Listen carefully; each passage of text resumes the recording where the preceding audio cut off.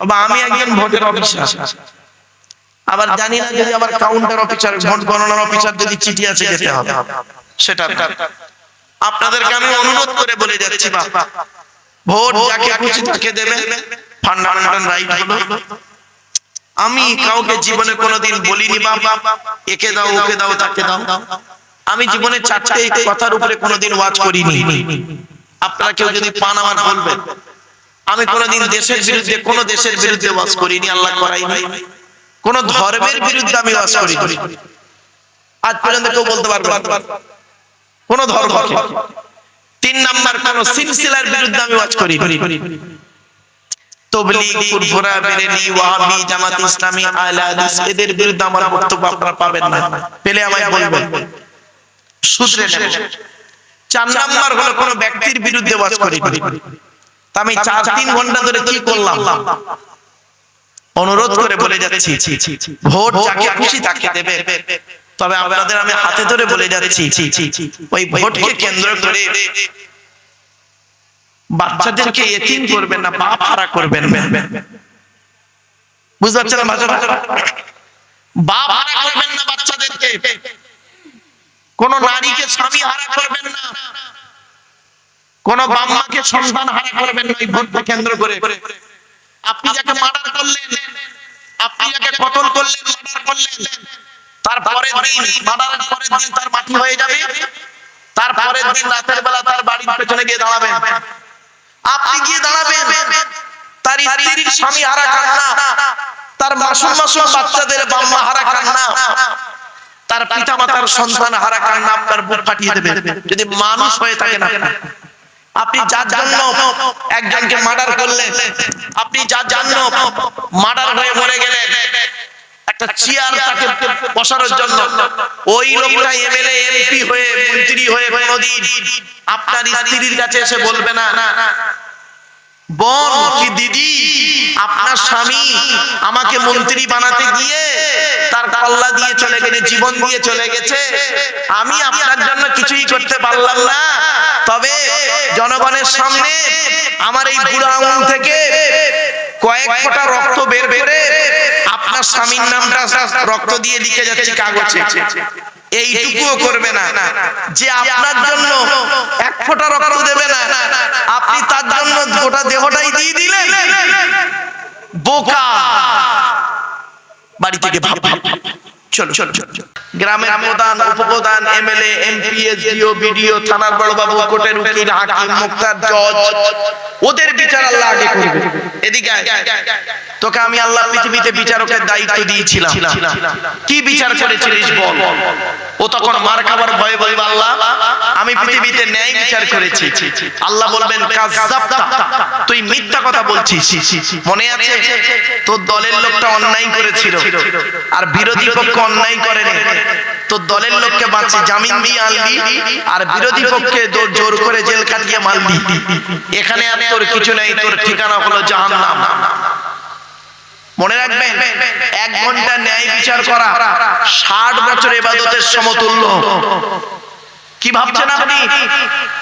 1 ঘন্টা ন্যায় বিচার করুন, নিজের স্ত্রী নিজের বাড়িতে ন্যায় বিচারটা করুন।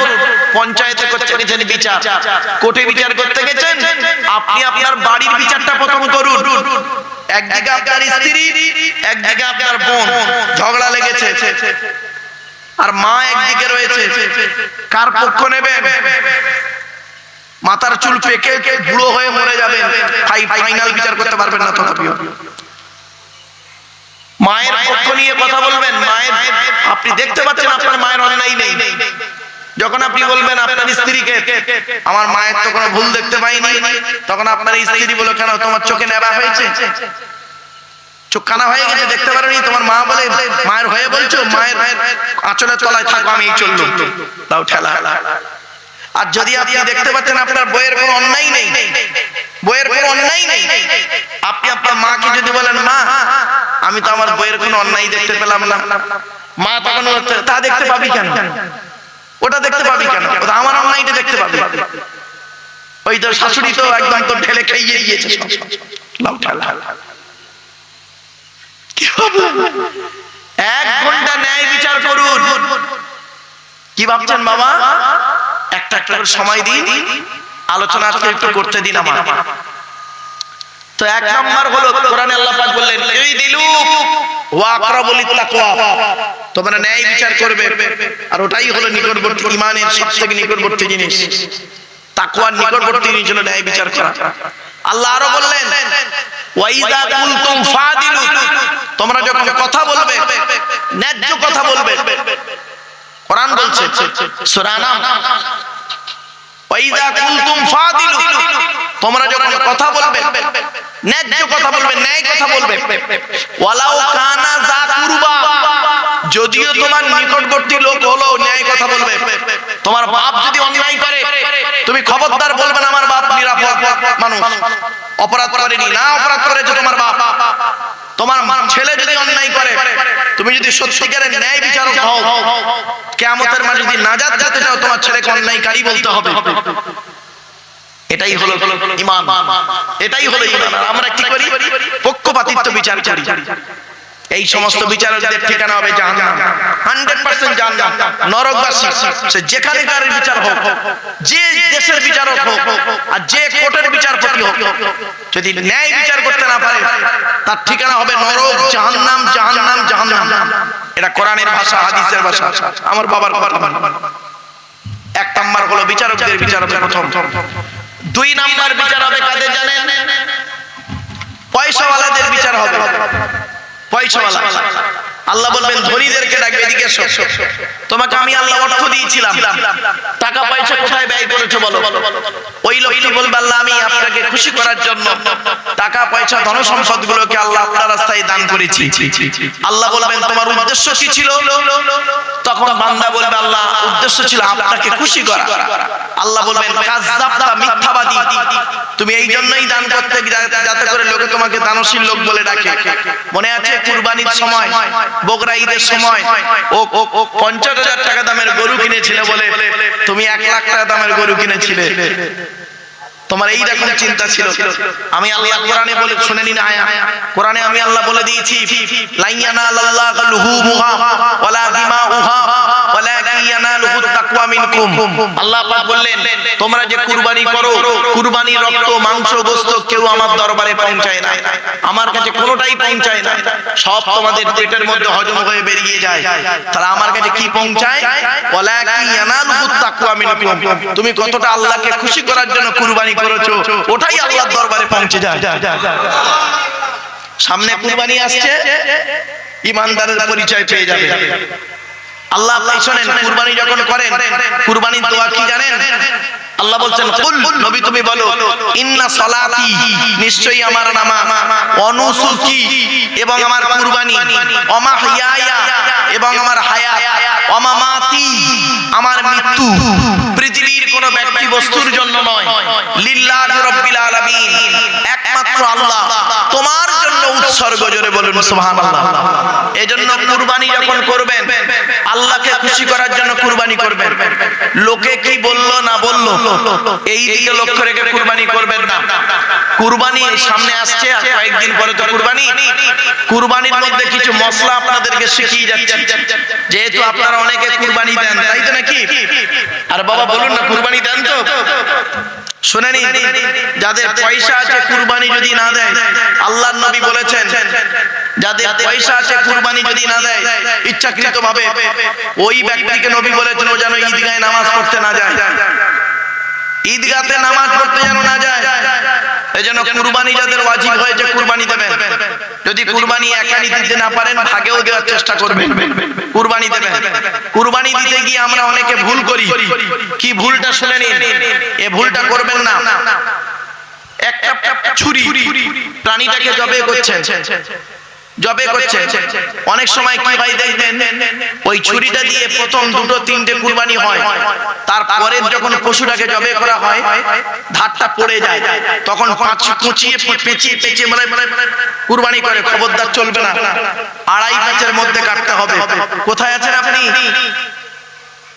দ্বিতীয় নাম্বার শুনে নিন, কুরবানির দিনে কি হয় দেখুন, অনেক সময় হয় কি পশুর হাত পা বেঁধে দেয়, আপনারা 4টে পা বেঁধে দিলেন, দেওয়ার পরে কুরবানি করে দিলেন, করে দেওয়ার পরে দেখবেন তাড়াতাড়ি করে পায়ের শিরা কেটে দেয় না, পায়ের শিরা কেটে দেয় জানটা যাওয়ার জন্য। মাকরুহ তাহরিমি, হারামের কাছাকাছি, খবরদার এই কাজ করবেন না কোনোদিন।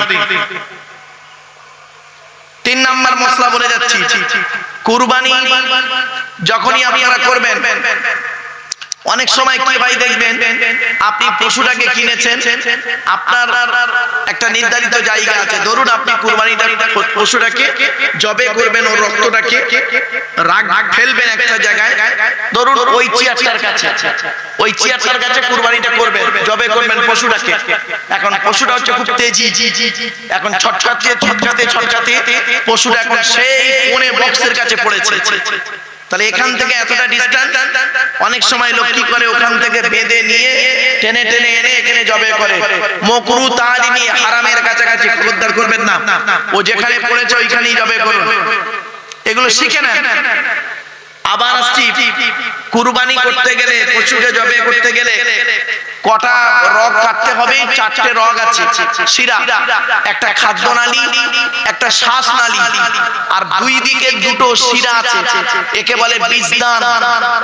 এই 2 দিকে 2টো শিরা, খাদ্যনালী, শ্বাসনালী কেটে দেওয়ার পর এই 2টো শিরার যে কোনো একটা শিরা কেটে দিলেই যথেষ্ট। আর সাধারণত খাদ্যনালী, শ্বাসনালী কেটে দিলে তখন সে আর বাঁচে না, মরেই যায়। তবে এটা কেটে দিলে আরো ভালো হবে, এটা মাথায় রাখবেন। নিজের কুরবানি নিজে করবেন, হয়েছে? আপনার কুরবানি আপনি নিজে করবেন। ইমাম সাহেবকে কেন করাবেন? ইমাম সাহেবের হকটা আপনি দিয়ে দেবেন। তার যে হক প্রাপ্য আছে, যে গরু জবে করলে, মোষ জবে করলে একটা সংখ্যা, টাকার সংখ্যা থাকে, তো তার টাকাটা তাকে পাঠিয়ে দেবেন। আপনার কুরবানি আপনি নিজে করবেন, এটাই হচ্ছে উত্তম। মা বোনেদের বলে যাচ্ছে, মায়েরা বোনেরা, আপনারা কোনোদিন মুরগি জবে করার জন্য মৌলী সাহেবের কাছে, মাওলানা সাহেব, ইমাম সাহেবের কাছে পাঠাবেন না। আপনার মুরগি আপনি বাড়িতে নিজে জবে করবেন। আপনাদেরও বলে যাচ্ছি, মুরগি জবে করার জন্য ইমাম সাহেব রাখবেন না, নিজের মুরগি নিজে জবে করবেন। যদি দোয়া না জানেন কি বলে জবে করবেন? বিসমিল্লাহ, আল্লাহু আকবার বলে জবে করবেন, ওটাই যথেষ্ট। কিন্তু দুঃখের বিষয় কি জানেন, অনেক গ্রামের মসজিদের ইমাম সাহেবরা বলে, হুজুর এই মানে মুরগি জবে করার জন্য আমাকে বসে থাকতে হবে সকালবেলা। গ্রামে কোনো কুটুম ঢুকলে মুরগি জবে করবে ইমাম সাহেব, কেন? ছি ছি ছি ছি ছি, খবরদার এখন টেন্ডেন্সি নেবেন না, নিজের জবে নিজে করবে। এ মুসলমান মুরগি জবে করতে ভয় পায়, মুরগি জবে করতে মুসলমান ভয় পায়, রক্ত ভয় পায়। আর ভোটের সময় মানুষ জবে করতে ভয় পায় না, এদের কাছে মুরগি জবে কষ্ট, মানুষ জবে সহজ। বাবা, কথাটা আমার শুনতে একটু টকটক লাগলো, বলতে টকটক লাগলো, আপনাদের শুনতে কেমন লাগলো জানি না, তবে বাস্তব কথাটাই বললাম। চলুন এগিয়ে যাচ্ছি। কুরবানি হলো 2 রকমের। করকম বাবা? 2 রকমের কুরবানি, একটা স্বাভাবিক জবাই, একটা অস্বাভাবিক জবাই। স্বাভাবিক জবাইটা কিরকম করেন? পশুটাকে বেঁধে দিয়ে গলায় জবে করে, এটা স্বাভাবিক জবাই। আর অস্বাভাবিক জবাইটা কি? ধরুন আপনি এমন একটা প্রাণী কিনেছেন, অত্যাধিক ছটফট করছে, ঘুঁতোচ্ছে, বা তেজি গরু ইত্যাদি একদম পশু, আপনি তাকে জবে করবেন। কিভাবে করবেন? তাকে বলা হয়েছে অস্বাভাবিক জবাই। আপনি বিসমিল্লাহ আল্লাহু আকবার বলে তরোয়াল মারলেন, ও রক্ত বের হয়ে গেল, পড়ে গেল, ব্যাস জবে হয়ে গেল, এটা হলো অস্বাভাবিক জবাই। তাহলে স্বাভাবিক জবাই, অস্বাভাবিক, যেগুলো শিখে না। আপনারা আমাকে ডেকেছেন কেন? কোরআন হাদিস কিছু শেখা। আজকের আলোচনা হবে তো কবরবাসীর উদ্দেশ্যে। এই কথাগুলো কেন বলছি?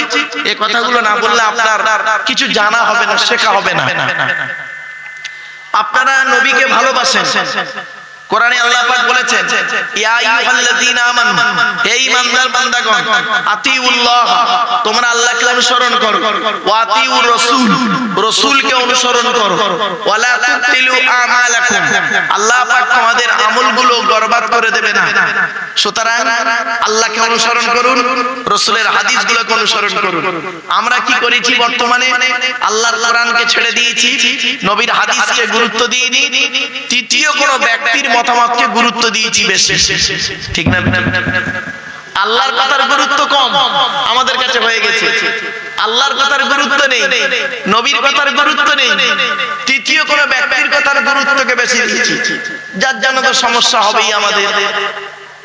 কোরআনে বলা হয়েছে, হে পৃথিবীর মানুষ, এই পৃথিবীতে তোমরা হালাল খাবার খাবে। এবার আসছে 1 নাম্বার, নবীদেরকে হালাল খেতে বললেন। 2 নাম্বার কাদের হালাল খেতে বললেন শোনো, মুমিনদেরকে আল্লাহ হালাল খেতে বলেছেন। এই আয়াতটা কোথায়? এটা সূরা বাকারার 172 নম্বর আয়াত। ইয়া আইয়ুহাল্লাযীনা আমানু, হে ঈমানদার বান্দাগণ, কুলু মিন তাইয়্যিবাতি মা রাযাকনাকুম, আমার দেওয়া হালাল রিজকগুলো তোমরা ভক্ষণ করো, হারাম খাবারগুলো কখনোই খাবে না, হালাল খাবার খান। এবার আসছি দ্বিতীয় নাম্বার ব্যক্তি হলো মুমিন মুসলমানরা হালাল খাবে পৃথিবীতে। 3 নাম্বার কারা হালাল খাবে? মুসলিম অমুসলিম, হিন্দু মুসলিম জৈন ব্রাহ্মণ খ্রিস্টান কুলি সাঁওতাল বাগদি দুলে, জাতি ধর্ম বর্ণ নির্বিশেষে এক কথায় পৃথিবীর মানুষকে কোরআনে বলা হয়েছে হালাল বা বৈধ খাবার খেতে। অবশ্যই আমি দলিলটা দিয়ে দিচ্ছি, শুনে নিন কোথায় আছে। কোরআনে 2 নম্বর পারা 4 নাম্বার পৃষ্ঠার 8 নাম্বার লাইনে সূরার নাম সূরা বাকারা 168 নাম্বার আয়াতে আল্লাহ বলেন, ইয়া আইয়ুহান নাস, হে মানব জাতি। এখানে হিন্দু মুসলমান কোনো পার্থক্য নেই। হে মানব জাতি, কুলু মিম্মা ফিল আরদি হালালান তাইয়্যিবা, পৃথিবীতে আমার দেওয়া হালাল রিজকগুলো তোমরা ভক্ষণ করো। এখানে মুসলিম অমুসলিম সকলকেই হালাল খাবার খেতে হবে। আপনি কি ভাবছেন কোরআন শুধু মুসলমানদের জন্য এসেছে? এটা আপনাদের ভুল ধারণা। কোরআন এসেছে হুদাল্লিন নাস, কোরআন বলছে হুদাল্লিন নাস, নাস মানে মানব, মানুষের হেদায়েতের জন্য কোরআন নাযিল হয়েছে। জোরে বলুন। ওয়াবাইয়িনাতিন মিনাল হুদা ওয়াল ফুরকান, আর ন্যায় আর অন্যায়কে পৃথক করার জন্য কোরআন নাযিল হয়েছে। জোরে বলুন সুবহানাল্লাহ। আপনি পৃথিবীতে কিভাবে চলবেন, আপনার চলার পথটা বাতলে দেবে কোরআন। মনে রাখবেন, কম্পিউটার শিখতে গেলে 2টো জিনিস লাগে, একটা থিওরি একটা প্র্যাকটিক্যাল। ইসলামে 2টো জিনিস আছে, একটা থিওরি একটা প্র্যাকটিক্যাল। থিওরিটার নাম হলো কোরআন, প্র্যাকটিক্যালটার নাম হলো মুহাম্মদ সাল্লাল্লাহু আলাইহি সাল্লাম। কোরআনে বলা হয়েছে নামাজ পড়ো, কিভাবে পড়বেন? নামাজ কায়েম করো, কিভাবে কায়েম করবেন? প্র্যাকটিক্যাল করে মুহাম্মদ সাল্লাল্লাহু আলাইহি ওয়াসাল্লাম দেখিয়ে গেলেন। কোরআনে বলা হয়েছে রোজা রাখো, কিভাবে রাখবেন? প্র্যাকটিক্যাল করে দেখিয়ে গেলেন মুহাম্মদ সাল্লাল্লাহু আলাইহি ওয়াসাল্লাম। কোরআনে বলা হয়েছে ওযু করো, কিভাবে ওযু করবেন? প্র্যাকটিক্যাল করে দেখিয়ে গেলেন মুহাম্মদ সাল্লাল্লাহু আলাইহি ওয়াসাল্লাম। কোরআনে বলা হয়েছে তায়াম্মুম করো, কিভাবে করবেন? প্র্যাকটিক্যাল করে দেখিয়ে গেলেন মুহাম্মদ সাল্লাল্লাহু আলাইহি ওয়াসাল্লাম। কোরআনে বলা হয়েছে গোসল করো, স্নান করো, কেমন করে গোসলটা করবেন? প্র্যাকটিক্যাল করে দেখিয়ে গেলেন মুহাম্মদ সাল্লাল্লাহু আলাইহি ওয়াসাল্লাম। কোরআনে বলা হয়েছে ব্যবসা করো, কিভাবে করবেন? প্র্যাকটিক্যাল করে দেখিয়ে গেলেন মুহাম্মদ সাল্লাল্লাহু আলাইহি ওয়াসাল্লাম। কোরআনে বলা হয়েছে পিতামাতার সেবা যত্ন করো, মুহাম্মদ সাল্লাল্লাহু আলাইহি ওয়াসাল্লাম বলে গেলেন কিভাবে পিতামাতার সেবা যত্ন করতে হবে। কোরআনে বলা হয়েছে অপরের হক কোনোদিন মেরো না, কিভাবে হক মারবেন না? প্র্যাকটিক্যাল করে দেখিয়ে গেছেন মুহাম্মদ সাল্লাল্লাহু আলাইহি সাল্লাম। একটা বলবো ভাই, বলবো কি বলবো? এই দেখো, পৃথিবীর একজন বিখ্যাত বড় ঐতিহাসিকবিদ, লোকটার নাম কি জানেন? Michael H heart. কি বললাম বাবা, একটু বলেন। মাইকেল এইচ হার্ট, তিনি একজন খ্রিস্টান মুসলমান। তো উনি একটা বই লিখেছেন, বইটার নাম বলছি, যদি পারেন কিনে পড়বেন। বইটার নাম হলো দি 100 মনীষীর জীবনী লিখেছেন। পৃথিবীতে 100 জন মহাপুরুষের নাম, জীবনী, শুধু নাম নয়, জীবনী বইটার মধ্যে আছে। এরকম মোটা বই, বইটা ইংরেজিতে, এখন বাংলায় বের হয়ে গেছে। তো ওই বইয়ে প্রথমে যার নাম দিয়ে শুরু করেছেন উনি, তিনি হলেন মুহাম্মদ সাল্লাল্লাহু আলাইহি সাল্লাম। তো উনি যেদিন বইটা প্রকাশ করছে, তা জ্ঞানী গুণীরা মঞ্চে আছে, তো ওনাকে বলছেন আপনি কি করলেন, এটা ঠিক করলেন? ওই যে কি বলুন, বলছে আপনি সর্বপ্রথম বইটা শুরু করলেন মুহাম্মদ সাল্লাল্লাহু আলাইহি সাল্লামের জীবনী দিয়ে, কেন যীশু খ্রিস্টের জীবনী দিয়ে শুরু করতে পারলেন না? আপনি নিজেই তো একজন খ্রিস্টান, বুঝছেন? আপনি তো খ্রিস্টান, তা আপনার নবীটাকে ছোট করলেন, আপনি মুহাম্মাদের জীবনী দিয়ে শুরু করলেন। অতগুলো মানুষের সামনে তিনি কি বলেছিলেন শুনুন দয়া করে। উনি বললেন, প্রিয় পাঠকগণ, উপস্থিত সকলকে আমি শ্রদ্ধা সম্মান জানিয়ে বলছি, আপনারা দয়া করে বইয়ের প্রথম পৃষ্ঠাটি একটু পড়ুন। বইয়ের প্রথম পৃষ্ঠাটি পড়ুন, পড়লেই বুঝতে পারবেন আমি কেন মুহাম্মদ সাল্লাল্লাহু আলাইহি সাল্লামের জীবনী দিয়ে বইটা শুরু করেছি। আমি প্রত্যেকের জীবনী পড়েছি, এদের মধ্যে সবথেকে ভালো লেগেছে, বেস্ট কোয়ালিটি হয়েছে মুহাম্মদ সাল্লাল্লাহু আলাইহি সাল্লামের জীবনী আমার কাছে। তোলে বলে তো বইয়ের প্রথম পৃষ্ঠায় কি লিখেছেন একটু শুনে নিন, শুনলে চমকে যাবে। আরবের নিয়ম হলো, কোন বাচ্চা ছেলে জন্মগ্রহণ করলে অন্য মেয়ের কাছে দুধ পান করাতো, জানেন তো? আরে জানেন তো এটা? দুধ দাইমা দুধ পান করাতো।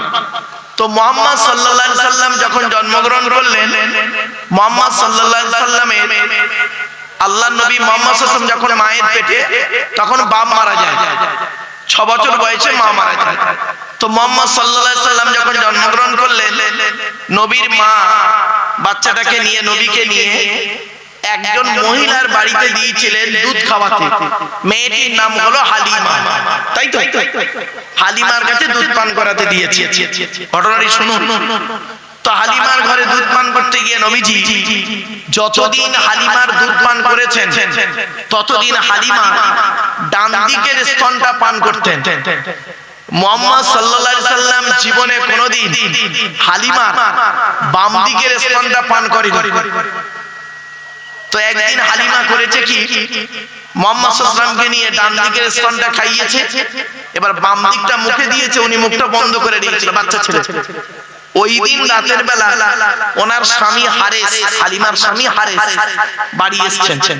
আসার পরে বলছে, প্রাণের স্বামী, এত বাচ্চার দুধ খাইয়েছি, কিন্তু এই বাচ্চাটা হলো ব্যতিক্রম। বলছে কি ব্যতিক্রম? বলছে এই বাচ্চাটা আমার ডান দিকের স্তনটা পান করে, বাম দিকটা পান করে না। বলছে কি বলছো? বলছে হ্যাঁ। বলছে এই বাচ্চা চাচা বাচ্চা নাই, লক্ষ্য রেখো। তো হয়ে গেল, মুহাম্মদ সাল্লাল্লাহু আলাইহি সাল্লাম বড় হয়ে গেছেন, মা হালিমা বুড়ি হয়ে গেছে। তো মা হালিমা মারা যাওয়ার 15 দিন আগের ঘটনা শুনে নিন। ঘটনাটা এবার কি? 15 দিন আগের ঘটনা। হযরত মুহাম্মদ সাল্লাল্লাহু আলাইহি ওয়াসাল্লাম তখন বয়স হয়েছে, উনি বসে আছে, হঠাৎ দেখছেন একজন বৃদ্ধা মেয়ে ছেলে, মানে হালিমা, লাঠি ধরে ধরে আসছে। তো আসার পরে যখন কাছাকাছি এসছে, তখন নবীজি চিন্তা করলেন, এটা আমার দুধমা হালিমা, আমি কিভাবে বসতে দিই? কাছে তো কিছুই নেই। উনি করলেন কি, নিজের গায়ের চাদর মোবারকটা খুলে উনি হালিমাকে বিছিয়ে দিলেন বসতে। জোরে বলো। আচ্ছা, হালিমা মুহাম্মদ সাল্লাল্লাহু আলাইহি সাল্লামের কে হয়? জোরে বলো। নিজের মা নয়, কি মা? দুধ মাকে বসার জন্য নবীজি তার গায়ে চাদর তুলে বিছিয়ে দিলেন বসতে। আর তুমি কি করেছো মুসলমানের বাচ্চা?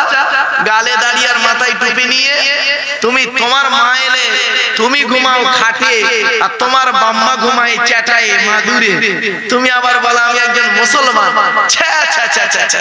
তোমাকে মুসলমান বললো কে? কোন লোকটা তোমাকে মুসলমান বললো? কে বলে যে তুমি মুসলিম? ফালতু লোক কোথাকারে, নিকৃষ্ট জঘন্য ব্যক্তি। তুমি ঘুমাও খাটে, আর তোমার বুড়ো বুড়ি বাম্মা ঘুমায় চ্যাটায়, তুমি আবার বলো আমি একজন নবীর প্রেমিক। তো নবীজি বললেন কি, প্লিজ অ্যাটেনশন, এদিকে। কি অসুবিধা হচ্ছে বাবা? আচ্ছা, আমার কথা বুঝতে পারছেন আপনারা? আসল না বাবা, একই দিনে দু জায়গায় ওয়াজ। তো কিছু লোক ওখানে, এখন তো ওয়াজ তো আল্লাহকে খুশি করার জন্য কম হয় গো বাবা, এখন কম্পিটিশনের ওয়াজ হয় বেশি, কম্পিটিশনের ওয়াজ। সেই জন্য আপনাদেরকে আমি বলি, আপনারা যখন জলসা দেবেন চেষ্টা করবেন আশপাশে যেন কোনো জলসা না থাকে। তাতে করে ভালো হবে। এ পাড়ায় ও পাড়ায় সে পাড়ায় জলসা, ওখানকার মাইক এখানে এলে এখানকার মাইক ওখানে গেলে তখন বক্তারও বক্তা অসুবিধা, শ্রোতাদের শুনতে অসুবিধা, ঠিক না বেটি? চলে কথাটা শুনতে হয়তো খারাপ লাগছে, কিন্তু বলতে আমার বাধ্য, দ্বিধা নেই। চলো তো নবীজি করলেন কি, তার গায়ে চাদর মোবারকটা খুলে দুধ মাকে বিছিয়ে দিলেন বসতে। এবার দুধ মা হালিমা বসেছে, নবীকে প্রশ্ন করছেন, শুনো বাবা মুহাম্মদ, আর মনে হয় বেশি দিন বাঁচবো না, এবার মনে হয় পৃথিবী ছেড়ে চলে যেতে হবে, বয়স হয়েছে তো। তা বাবা একটা কথা তোমার কাছে জানতে এসেছি আমি। কি মা? বলুন না।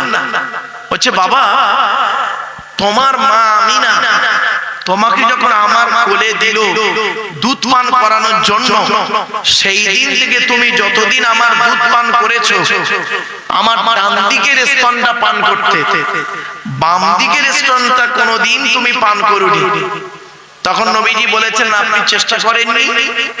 তা বলছে, আমি তো চেষ্টা করেছিলাম, বাম দিকটা যখন তোমার গালে দিয়েছি তুমি মুখ বন্ধ করে নিলে, আর ডান দিকটাই আমার খেতে, বাম দিকটা খেতে না, কেন বাবা? নবীজি পুরো চুপ হয়ে গেলেন, পুরো চুপ। কিছুক্ষণ পরে বললেন, আম্মা জান, আপনি কি জানেন আল্লাহ আমাকে আখিরি নবী করে পাঠিয়েছে। আমি আপনার ডান দিকের স্তনটা পান করতাম, কিন্তু বাম দিকের স্তনটা কে পান করতো জানেন? আপনার পেটের ছেলে আমার দুধ ভাই আব্দুল্লাহ পান করত। আমি যদি সাধারণ ছেলেদের মতো ডান দিক বাম দিক দুটোই পান করতাম, তাহলে ভাইয়ের হক মারা হতাম। মুহাম্মদকে আল্লাহ কোনদিন মায়ের পেট থেকে ভাইয়ের হক মাপতে পাঠায়নি। ও মুসলমানের বাচ্চা, তুমি গালে দাড়ি মাথায় টুপি দিয়ে মুসলমান হলে, বাপ মারা গেছে, চাচা বেঁচে আছে, ছোট ছোট ভাইদের সম্পত্তি বড় ভাই ছোট ছোট ভাইদের সম্পত্তি নিজের নামে রেকর্ড করে নিয়েছো। তুমি আবার বলো আমি হাজী সাহেব। তোমাকে হাজী বলাটাই পাপ, তোমাকে মুসলমান বলাটাই পাপ, ঠিক না বেটি? বাবাজি শুধু তাই নয়, এই কোরআনে আছে 250 রকমের হারাম। কত 250 রকমের হারাম। তার মধ্যে একটু দু একটা হারাম আপনাদের বলি, রাগ করবেন না। আজকের হারামের আলোচনা কিছু করব, হালালের আলোচনা কিছু করব, কবরের আলোচনা কিছু করব। বাবা ধৈর্যের পরিচয় একটু দিতে হবে, অসুবিধা হচ্ছে আপনাদের? একবার তাকবীর দেন, নারায়ে তাকবীর, নারায়ে তাকবীর, নারায়ে তাকবীর। একবার দরুদ শরীফ, আল্লাহুম্মা, জোরে জোরে।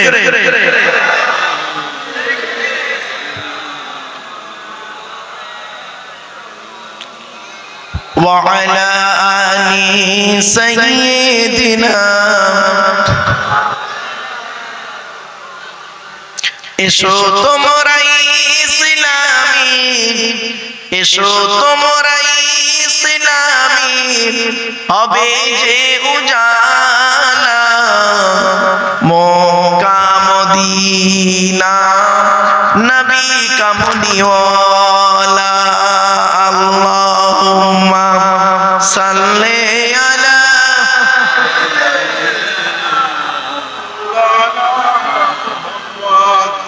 ওয়া আলা আলি সাইয়্যিদিনা। আমার বাপেরা, এবার হারামের আলোচনা একটু করি, অসুবিধা হবে? শোনো, আমরা, আমার কাছে হারাম হলো, আমি হারামের আলোচনা করি দুই রকমের। একটা হলো ভদ্র হারাম, একটা হলো অভদ্র হারাম। তা কোনটা আগে বলবো? অভদ্র হারামটা বলবো না ভদ্র হারামটা বলবো? দুটোই হবে। হ্যাঁ, আগে অভদ্রটা হোক। অভদ্র হারাম আপনারা জানেন, কোরআন জানিয়ে দিয়েছে, লা তাকরাবুজ জিনা ইন্নাহু কানা ফাহিশা ওয়া সাআ সাবিলা। অভদ্র হারাম গুলো কি আল্লাহ বলছেন, ব্যভিচার করা তো দূরের কথা, ব্যভিচারের ধারে বাড়ে তোরা যাস না। এই যুবক ছেলেরা, যুবতী মেয়েরা শুনে নাও, ব্যভিচার থেকে দূরে সরে যাবে, এটা অভদ্র হারাম, নিকৃষ্ট হারাম। ব্যভিচার করো না, পারলে বিয়ে করে নাও। ব্যভিচার করো না, ব্যভিচার করলে শয়তান খুশি হয়, আল্লাহ নারাজ হয়। আর বিয়ে করলে শয়তান নারাজ হয়, আল্লাহ খুশি হয়। তুমি কাকে খুশি করতে চাও, আল্লাহকে না শয়তানকে? প্রত্যেক নবী রাসূলকে আমি কিয়ামতের মাঠে জিজ্ঞাসা করব। কি জিজ্ঞাসা করবেন? আপনাকে আমি নবী করে পাঠিয়েছিলাম পৃথিবীতে, আপনাকে আমি রাসূল করে পৃথিবীতে পাঠিয়েছিলাম, আপনি কি আপনার দায়িত্ব পালন করেছিলেন? আচ্ছা, নবী রাসূলদেরকে যদি এই রকম প্রশ্নের সম্মুখীন আল্লাহ করেন, তাহলে আমি আপনি কোন জায়গায় বসে আছি? আমাদেরকে আল্লাহ বিনা প্রশ্ন করেই জান্নাতে ঢুকিয়ে দেবেন? কি করে ভাবলেন? আল্লাহ পাক কোরআনে বলেছেন, আয়াহসাবুল ইনসানু আন ইউতরাকা সুদা। আল্লাহ বলছেন, মানুষ কি মনে করেছে এমনি এমনি তাকে ছেড়ে দেব?